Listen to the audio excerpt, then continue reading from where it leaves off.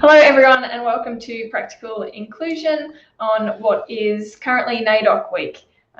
So I'd like to start by acknowledging the traditional custodians of the land on which I broadcast from today, which is the land of the Wadawurrung people, and pay my respects to their elders past, present and emerging, and any Torres Strait Islander people or Aboriginal people who happen to be tuning in today live or on Facebook. I have made a slight change to that acknowledgement of something that I learnt this week that I think I had learnt before but perhaps forgotten, is the use of the word custodians as opposed to traditional owners. I know this isn't something that is commonplace and standard, but I read something that really from a local Wadawurrung person who spoke about the difference between actually being the custodians of country and that, you know, they don't own country necessarily. So I like that distinction, and so I've adopted that. And so I'm really interested if you want to put in the chat or in the comments anything that you've learnt this week based on all the webinars and posts and everything that's going around social media that we can share around to raise up all of our understanding and awareness. Ruby, did you want to acknowledge the country that you're on today? I'm on the land of the Wurundjeri people of the Kulin Nations. I pay my respects to elders past and present. Something I've learned is that emerging apparently is a very white thing people have added into talking about, because that's not really apparently, and again, there's discourse about it, there's no one unified group, but that's something I have heard people to say, like, that word is not really, it doesn't mean what you think it means. So elders past and present and elders in the future. And so, yeah, and here are also the Boonwurrung people of the Kulin Nations, which are my neighbours. Fantastic. And yeah, great other little pick up there. Be interested to hear people's thoughts. So today, I'm really excited for this, Ruby. We met quite a while ago, and it was kind of when I was just coming to terms with with being bisexual, to be honest. And I think we'd met perhaps earlier, but the meeting that stands out for me is that I was asked to present at a LGBTI, I think it was an LGBTIQ event for women that they'd put, that the Sapphire Network had put on, that I'd spoken to. And the thing that really stands out for me is that you initially, straight away I saw that there was somebody there who was really creating space for bi+ people, and that really stood out for me, not just from meeting you, but the people that you had with you, and how supported they felt, and you know, they really felt part of something. And I think that was particularly around the bi+ network that you might talk to. But I'd love you to introduce yourself, like I ask all my guests to, and tell us a bit about the type of work that you're doing. But really, what's your story? How did you get to this point? Yeah, right. Oh gosh. Myself, my name is Ruby Mountford, or Ruby Susan Mountford. My pronouns are they, them. I'm a non-binary human. I am obnoxiously bisexual. I'm also autistic and I have ADHD. Or I'm a neurodivergent person. I also use the term person with disabilities, or I'm comfortable just being called disabled, because that also works too.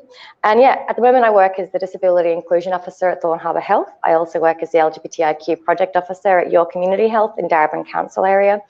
And I do a radio show called Triple Bypass about bisexuality on Joy. And I'm sitting on a few different committees and councils around advising, particularly on the intersection of LGBTIQA+ and autism, and often around LGBTIQA+ and disability. So those are the spaces I work in, and including occasionally work with Deakin University as a community researcher. And story-wise, so Joy was kind of how it all started. I've always been an opinionated person.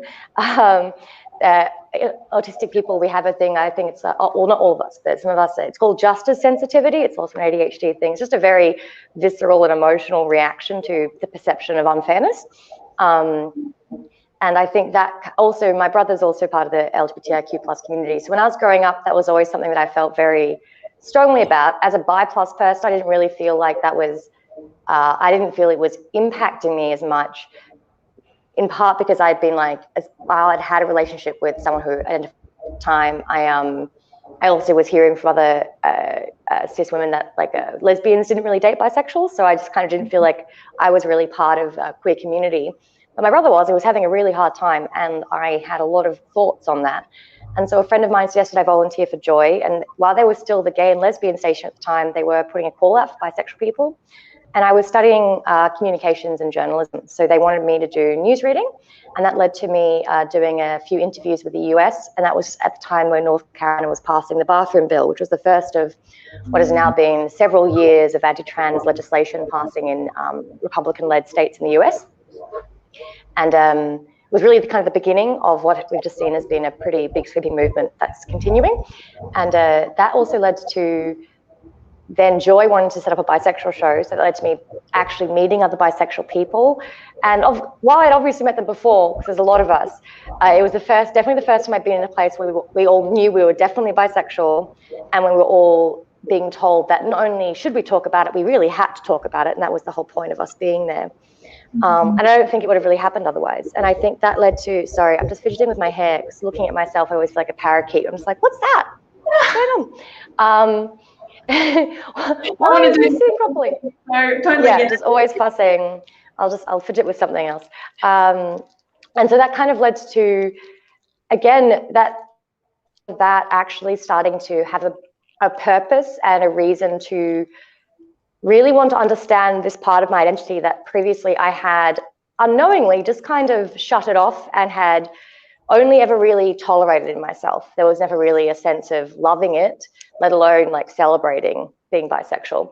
But meeting other people changed that quite significantly. And especially as I was starting to find out more research around the fact that bi plus people, for example, have significantly more, a significantly higher risk for serious mental health outcomes than gay and lesbian people, which went so much against the social narrative of this idea of bisexuality being like a half gay or like a diet gay. So we only really experience homophobia at half strength, like the idea that there was actually unique factors that impact on us as well as the impact of homophobia.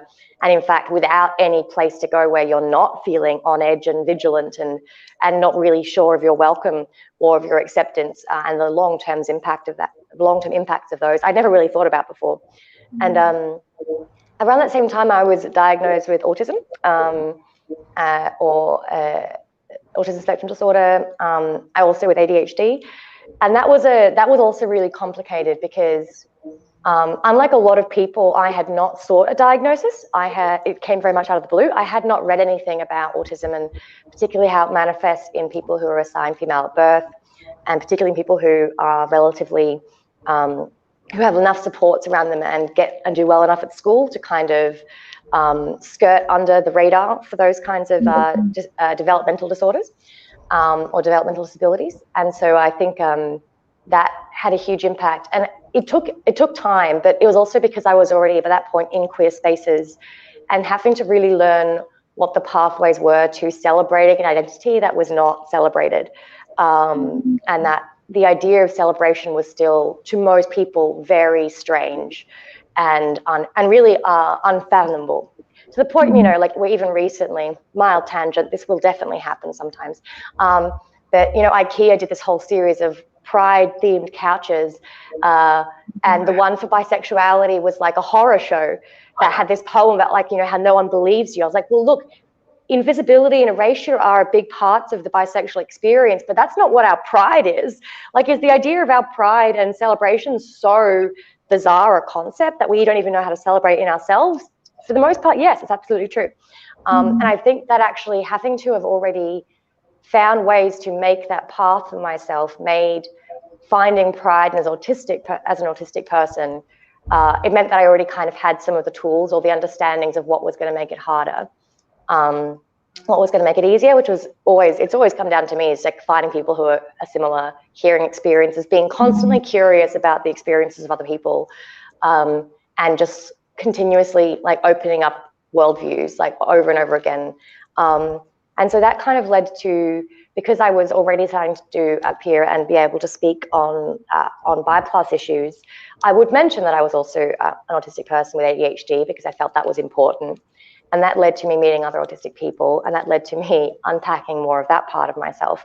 And that led to, again, having opportunities to collaborate around bisexuality and intersections there with disability, particularly with neurodivergency and neurodiversity. And I think that just kind of led to my love of talking, the fact that by that point I'd been doing live radio for a few years, and so had learned and had developed ways of communicating complex ideas or contextualizing lived experience with broader narratives and broader research. I think that led to being able to work in that space when it came to disability as well. And so with disability inclusion particularly, I think there was that level of being able to understand my experience, understand the limits that my experience gave me insofar as understanding the broader issues, but also being able to communicate to people who had literally no idea of what these things were about. And so I think the other thing is, as an autistic person, like we are talking about, there is a huge gap in communicating with non-autistic people. It's a massive it's a difference in neurotype effectively. So there is a level of missed communication there constantly. We communicate pretty well with each other, but not as effectively across neurotypes. And so there is a part of me that has been having to translate myself my whole life. And I think that has helped me develop particular skills when it comes to wanting to understand why things have been so hard, wanting to be able to describe barriers that people insist aren't there, even though I keep running into them, and finding the language to do that in ways that can be heard and that will be engaging enough that people will feel spurred to action. And the thing with both bisexuality and autism in different ways is that bisexuality is a word people are still so deeply uncomfortable with, even in our own communities, that learning to push past the internalized apathy of this isn't a big deal and this isn't a big enough part of my identity to want to really rally behind, led me to kind of realize that if we couldn't find ways to celebrate ourselves, then then a lot of the other work we were doing wasn't going to have any traction, because there wouldn't be enough people who felt like they deserved that, like they deserved to be celebrated. And I think there are similar issues we find in autistic spaces where that intersection of LGBTIQ, it's like, what are our expectations, and are they basically? And when it comes to greater inclusion, again, injustice is injustice is injustice. And I think when you start to unpack just how deeply unfair things are, and how much harder they are than they could be, and how often, if you believe as I do that the majority of people do want to do the right thing, and that there are various blocks to them knowing or feeling that what they're doing is right or wrong, it just does become a game of how do I say a game, but how do I firstly help draw your attention to what could be done to change things? How do I convince you of the benefits of that? How do I aggressively humanize myself and use the privileges I have that let me bypass, that let me move into spaces where a lot of people that live with similar entities to me wouldn't be able to go into, and make sure I'm just kicking the door open as wide as I can as I sneak my toe inside it. If that makes sense. Wow. I just love the way you articulate the way you experience the world, and how you use that to educate and raise awareness. And like, I could literally press stop now, because you've just you've given clear messages for people to take away, and I just want to pull out some of those that just speak so much to me and to what I see in workplaces. I heard a comment recently, and I'm not sure, I don't think it was you, I think it was somebody else that I follow on Twitter, had said that people with autism are asked to spend so much time focusing on how they adapt to become more mainstream, whereas what we're not doing is spending anywhere near enough time trying to work out how society includes and adapts to what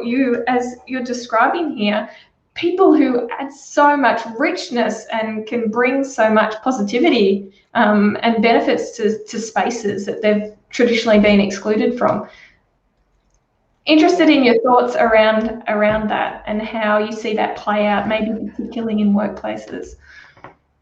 I mean, it plays out like the beginnings, of course, when we're talking about like ABA therapies and general conversion practice, that sense of, because autism, like a lot of disabilities, has been historically defined by the observed behavior of an autistic person as opposed to the experiences of an autistic person, we still find that there's generally such a low understanding of what it is to experience the world as an autistic person, sensory sensitivity, the delays we have in, it takes us longer time, we have a longer processing time, for example, but also just like navigating social, unspoken social laws that don't make a lot of sense to us, different ideas around honesty and the fact that we're always compared to this established idea of what normality is that we didn't really, that to us is nonsensical.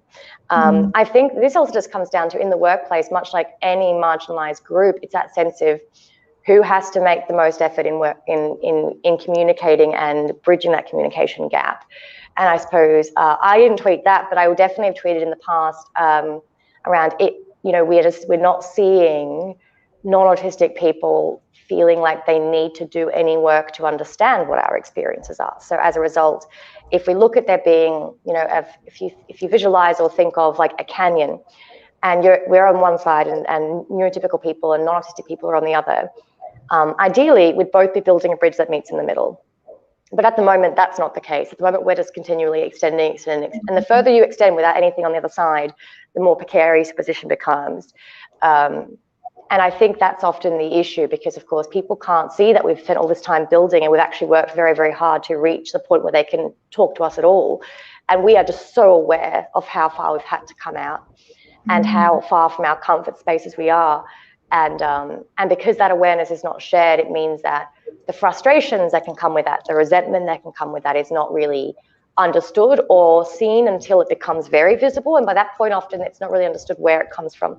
So what I see a lot in the workplace is autistic people trying very, very hard to be the kind, you know, I mean, I personally have had to work a lot on people pleasing, but trying very hard to get their jobs done and to navigate and understand what they are and are not allowed to ask for. And also, and resenting what they feel like they can't ask, resenting when they are not feel like they can't get help.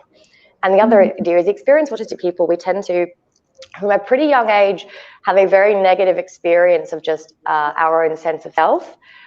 We don't really, it's hard to develop a sense of self really because there's nothing around you to reflect back and to reflect on what you're feeling, because no one's interested in what you're feeling, they're interested in you changing your behavior. And so I think that often can be in the workplace, if people aren't really asking and being very explicit in checking in on autistic colleagues, we won't think to offer our experiences because they have never been welcome. And again, these are all generalizations that can differ, but also, you know, I think our ways of and workplace social hierarchies are very difficult at the best of times, but they are a strict hierarchical environment. And so existing, which is why workplace inclusion and diversity is so important, because existing prejudice just gets compounded by power imbalances. And so I think there's that sense of autistic people will, if we're in workplaces where there aren't many adjustments made, the energy it's taking for me to work and to focus and to keep track of everything and who I'm talking to and who I'm not, and my emails and what my priorities are, as well as dealing with noise and with maybe with smells or with like with distractions and with all those kinds of things. It's exhausting, and it doesn't leave a lot of time to but also nobody really registers that I'm getting exhausted. So when I start to like slip, or when I start, I think then people can't understand why that's happening. And look, autistic people have some of the lowest employment rates in the disability community, and Australia has very dismal disability employment rates as an OECD country, which I'm not sure if people are very aware of. We're ranked very, very low. It's still legal to pay people less than $3 an hour in some places when it comes to disability. So it's that sense as well of that people, and I think the other issue is people aren't really aware of how patronizing they can be to autistic people when they know they're autistic, and how much that can limit what people think we're capable of and how they communicate with us. But generally, I think for the most part, for helping autistic people in the workplace, it can be a sense of just it's just really cutting assumptions, not assuming that we've understood exactly what you've meant if you haven't checked back, or they haven't asked for a clarification, making sure you know that you let people know what they can, like if it's okay for them to ask for clarification or not. But also going back at what your interview processes are, interviews can be an absolute, like a landmine for autistic people, and recruitment processes in general. So I think it's that sense of interviews will show you who is an extroverted, charismatic person. If that's a skill that you need for the job, great. But if it's not, then you're cutting out everybody else anyway. It's also just, again, unconscious bias. If someone feels like a little stilted or awkward, if you give people access to the questions at least 2 days before the interview, you will actually have people being able to give you measured responses based on their experience. I know that when I don't get questions, it's hard for me to think of things on the fly if I'm already very nervous, which I usually am in a job interview. They're nerve-wracking experiences. And I'm also, as an autistic person, very conscious of the fact that I'm having to remember the social scripts that I know to tick what people want from me in an interview that they're not really aware that they want, because I've had to spend a lot of time learning how to navigate to be able to do my job very well. Also, there are things like, I was an adult diagnosis. People get diagnosed at different times. One of the things that's exciting is seeing a lot more autistic people who get adult diagnoses get very euphoric about a diagnosis. That's beautiful. And that's what I'm talking about with celebration. The perception of how we view being autistic is changing, which does mean that eventually people are going to start demanding better, and they're going to start looking for workplaces that will do better. So the earlier you can adapt to that and start working with people about that, the better, because it'll be a standout at the moment because there aren't many.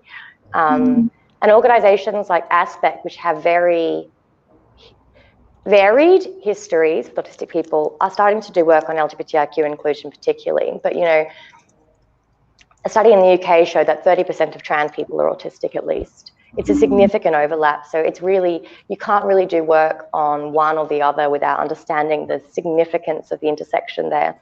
But also the other prejudices that can apply when it comes to people of color applying for who are also autistic, and their behaviors being just seen as disruptive or naughty, just because of, again, societal perceptions and access to diagnosis. I think in the workplace, it's also important, if you're waiting for someone who has an official diagnosis of autism, then that's someone who could afford about $2,000, which is what it costs to get a diagnosis. So it might be that you're people who are neurodivergent in different ways, but don't necessarily have paperwork, in that sense of, being medically but not legally disabled. I think it's just very important in that recognizing often if people are given supports around asking how communication works for them, if administration is an issue, rather than assuming people are being purposefully lazy, it is just that sense of assuming good intentions and then figuring out if something is going wrong, what could be done to overcome that barrier, as opposed to assuming that somebody just isn't trying hard enough. And that's just an attitudinal adjustment that would make probably the biggest difference. It's that sense of, if someone isn't responding in the way you expect them to, rather than assuming that it's attempting to being rude, just kind of try and ask what was meant by that. If someone doesn't respond to emails in the right way, or I think it's that sense, the most important thing for me has been when I can ask someone to clarify. I know we're almost out of time. A friend of mine told me a story that said that she's an autistic son, and he was playing a game where he had like these circles of carpet that he was putting out on the floor and jumping between them. And his grandmother said, "Oh, those are stepping stones." And he's like, "No, they're not. They're not stones, they're carpet." And so her response was like, you're being a smart ass. But he wasn't. He was just telling her the truth. It's a very literal interpretation. But that idea that our default response to that is frustration, and that sense of we're being misunderstood, and it's purposeful misunderstanding from this person, and they're doing it on purpose, and they're doing it to annoy me. And so that immediately sets up for a failure in communication, because if you snap at somebody for telling you their honest opinion when you've kind of shared something, they will shut down very quickly insofar as what they feel like they can share with you. Like and this is the same with, I think, any marginalized group, depending on, and like compounding depending on the intersections. But like if once that kind of lack of willingness to show some humility and acknowledge that maybe you don't quite get where someone's coming from is gone, once that good faith is gone, then will retreat pretty hard, and it's pretty hard to get it back. And I'm sure people have talked about it before, but if someone, like, I think for me the biggest one is when someone, I feel, it's been taken off me to feel it, but I'm a relatively accomplished person in this space, which isn't necessarily a huge thing, but even saying that's very hard, because like I haven't always had a great sense of self-worth and self-esteem. Turns out you need a sense of self to have self-esteem. Who knew? But I think that also means that if someone then speaks down to me, or like we'll talk about, oh, that all sounds very rewarding, I immediately dismiss them as somebody who will actually ever see me and who I have an interest in engaging with, because it's been very clear that they've already decided who I am, and I'm not willing to fight to push back against that unless I really have to. And so I guess people might not be aware of how easy it is to let someone know that you haven't really taken a moment to look at them as a whole person, or that you're letting perceptions of disability, and particularly autism, guide what you think they're capable of and what you think their contributions can actually be, and if they're as valuable as a non-autistic person or a non-disabled person. Because I think unless you've done work on it, you will be slipping up on that, because it's how we're socialized. And I think the benefit of an adult diagnosis was that I then had to understand and rewrite myself, because I was being faced with my own ableism, and the impact that was having on me. And I think, it's work that if you haven't consciously done, is very, please start, because it's a big journey. But learning that the social model of disability, and the fact that often what really disables us is not our differences, it's the lack of accommodation for our difference. And that there's a lot they would like to share if we have the space to do so. Yeah, fantastic. I'm a bit lost for words. I think what we might do, because we are running out of time, I think we might pull out some key tips that you've provided in here, because there's a whole fact sheet there for people to really help them navigate this space in the workplace. Because what really stands out for me is whenever I have any of these conversations, the barriers that people talk about to their inclusion in the workplace are literally translatable across so many different elements of a person's identity. There's absolutely unique, nuanced things that we all need to be aware of in the workplace, of how different people experience the workplace. But we can really start by just in changing that lens that we have to start with, to assume our lens is so much that everybody is the same, and everybody's going to interact with this workplace and this interview in the same way, and they're going to do well in the interview if they're going to be good at the job. And I think when taking that lens across all elements of diversity is just so important. I love what you've picked out about the recruitment process there, and I'm working with organisations currently, and I've had many conversations on LinkedIn about phone screening for starters, and how random that is and how difficult that is for so many people in the population to actually be able to, on the spot while they're getting the groceries, now I've just got a phone screen interview that's informal, but in reality they're interviewing me. I hate phone calls deeply, and I won't pick up my phone if someone's calling me without texting first. It's just and it's an audio issue. It's not an effective way. Anyway, sorry, I interrupted. I just have strong feelings about phone screening too. Yep, I absolutely share those strong feelings. And where you spoke about giving questions to people a couple of days beforehand, people get shocked that you would even suggest this. But when they actually take the time to think it through and go, well, yeah, actually in that role, when am I going to be asking them questions that I need an answer right on the spot then and there in a presentable way that everybody's going to think they're this amazing polished person? It makes much more sense to provide people with information earlier and then hear their considered logical response to that, how they would exactly. So I love it, and I think with your permission, we'll do that. We'll create a little kind of post to come out of this and share it with you, and see if you are happy for us to share that around, because I think there's so much gold in this conversation. So thank you very much, Ruby, for coming on today and sharing this with us. You are absolutely a leader in this space, in not just bi plus identities and for people with disability, but for inclusion more broadly. And I feel very privileged that you came on today and shared your knowledge and your stories with us. To all our viewers, thank you again for tuning in. We'll see you again next week. Just a reminder for the Diversity and Inclusion Network, the next session, so session number 2 will happen on the 15th of July. So you can still sign up if you head to the website www.breegorman.com.au/diversity-inclusion. We'll get to the homepage and you'll find it. You can sign up and you'll be able to jump in from the second session, and I'm really looking forward to having another fantastic conversation there as well. So thank you for tuning in. Thank you, Ruby, and we'll catch you next week. Thanks.